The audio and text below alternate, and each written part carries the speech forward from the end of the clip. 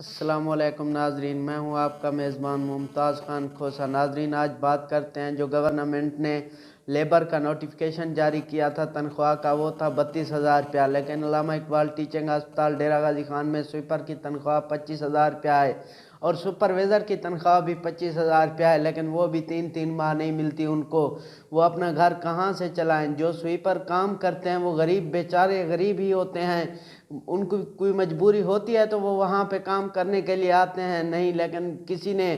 آج تک نہیں پوچھا کہ یار یہ کیوں ہو رہا ہے اس طرح۔ 25,000 تنخواہ، 32,000 کا نوٹیفیکیشن اور 25,000 تنخواہ دے رہے ہیں، لیکن میری اعلیٰ حکام سے یہی درخواست ہے کہ ان کو ذرا کہیں اور ان سے